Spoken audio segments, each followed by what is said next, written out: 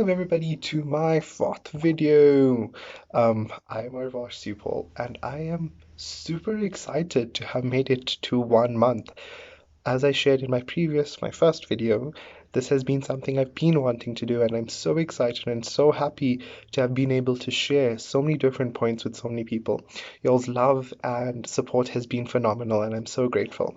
So, if you're joining for the first time, I am Arvash Supal. I am a third year international relations student. I am extremely religious. I am Indian, South African, and queer.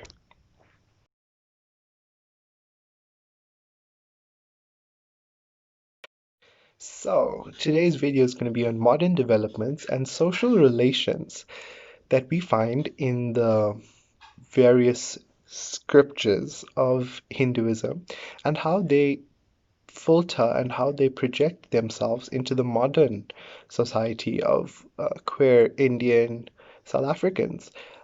I, for one, when I started this journey, looked at the fact that as Indians and being in South Africa, we often turn to India to replicate their standards of lifestyle, devotion, social relations, and I thought to myself, why not do the same for being queer? Why not do the same for what is considered a part of my identity?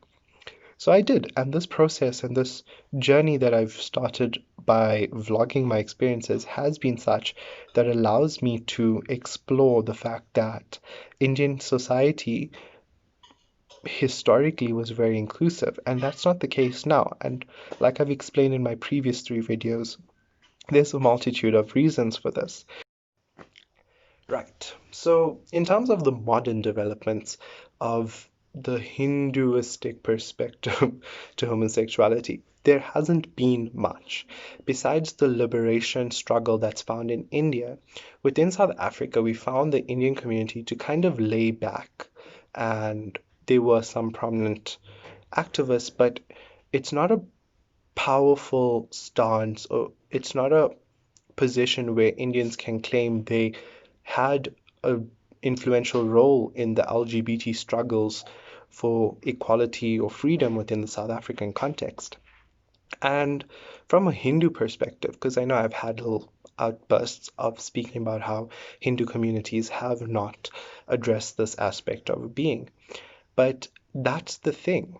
Within modern developments, yes, Pride happened in South Africa, Pride happened in India in 1999, but these processions, these parades, these advocacy for representation in a public space, they were attended by the queer community.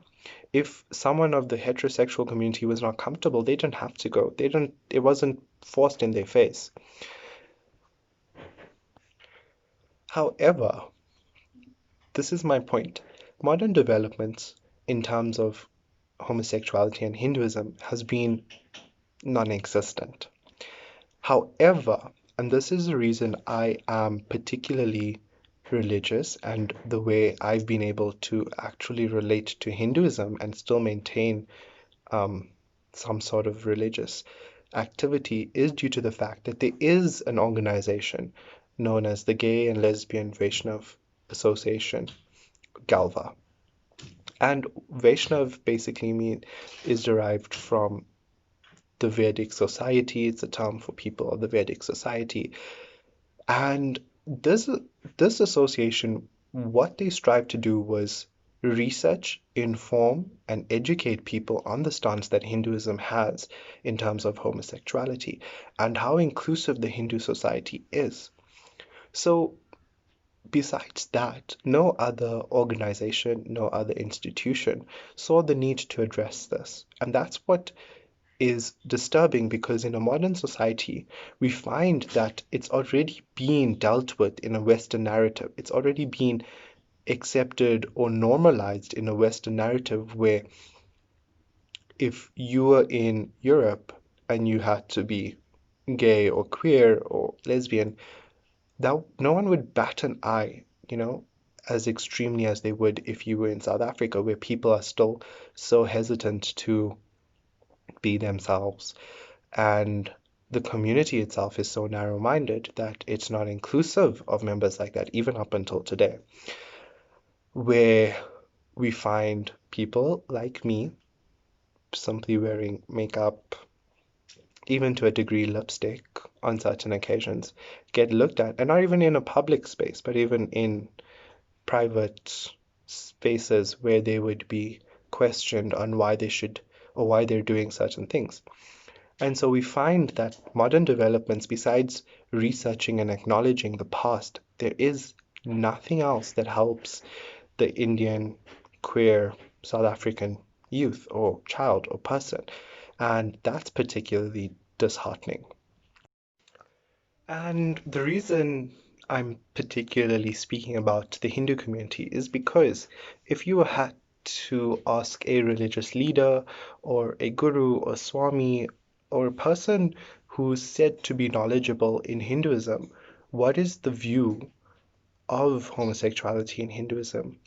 You'd find very mixed responses, some extremely negative, some in the middle, positive-ish, but there's never a set stance. It's never a yes or no question. It's more of how that person feels towards the matter. You'd find their personal views being projected into the Hindu view, and that's what's considered scriptural, that's what's considered the code of ethics. And so, where we find that this perspective or this influence comes from is the colonization period of India, where homosexuality was a criminal thing, where it was illegal, where it was looked down as dirty, unnatural. And so this influence has been filtered down until into modern South African Indian communities. And we find that the colonialists have packed up, long gone, moved on with their lives, and in their own communities don't make a big deal of this. It's not a train smash, it's not a point of exclusion, it's not something they hate a person for. But we find in the Indian community it still is. We find that in the South African communities it still is, that homosexuality or being a member of the third sex is considered dirty, unnatural. Yeah. So my point is that what we see in the Indian community is this lack of a clear stance, this lack of a um, im I don't want to say impersonal, but this way of separating the person from the Vedic or Hindu view and putting that forth, because now we find that, oh, Hinduism is inclusive, Hinduism is all accommodating, and there is a place for members of the third sex within the society. So why has it been that we have incidents within the South African Indian community where members of the third sex are discriminated against, they're bullied, mocked, ridiculed, made fun of, even in religious settings? But anyway, scriptures such as the Kama Sutra, Mahabharata, Artha Samhita all expand on the roles that these individuals played in society. For example, gay men were known as masseuses, florists, dancers, artists. They were used as mediums between male and female. And so we see they had a position in society. There was jobs or roles, a way they could have been included in society.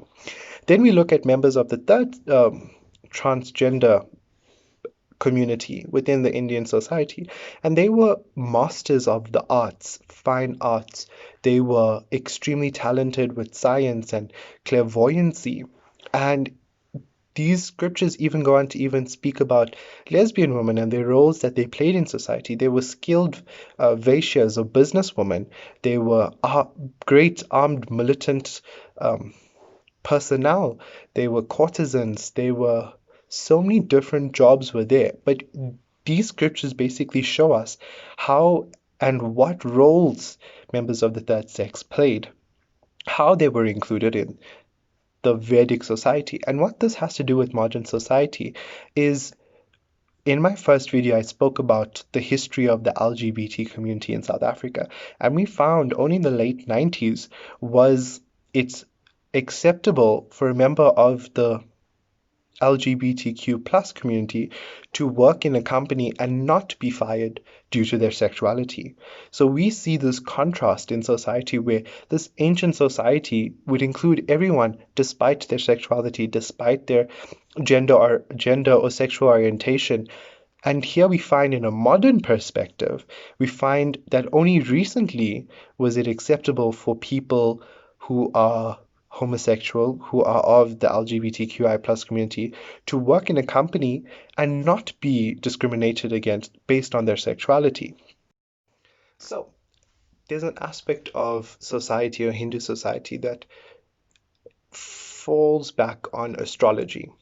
So at the time of birth for any child, parents consult astrologers to see what is the life of the child. Is it going to be good? Are there going to be any hiccups, and how to um, protect the child from any adversities? So within the astrology aspect of Vedic society, the planets themselves are also determined by genders, or they have personalities to them, and they're male, female, or non-binary. And there are three planets that are associated with the Tritiya Prakriti aspect of society. These three planets are Mercury, Saturn, and Ketu. And these three planets denote the abilities to the child that they be masters in arts and sciences, they're detached from family life, and even clairvoyant abilities. Now, this is specifically important because in Hinduism or in Hindu communities, there is an aspect where members of the transgender community, members of the LGBT community are invited to bless um, people's homes, big events, birth of children. It's extremely important because this clairvoyant abilities somehow has denoted that members of the transgender community or the Tritiya Prakriti community in ancient Vedic society were able to bless or curse any individual, and it was very important not to offend them because they were said to have such clairvoyant abilities. This tradition, and why I'm speaking about it, is because it's still continued up until now, where even in South Africa, there's so many different bands, there's so many different music groups that incorporate the style of men who dress as women, or even men who are transitioning to become women. Members of the transgender community are still considered very auspicious, and they're treated with the utmost care by a family when they're invited to an event or to their home, because the last thing you'd want to do is upset or offend this person. So Hindu society has been seen to continue this tradition of taking members of the Tritiya Prakriti into very high account, members of the third sex.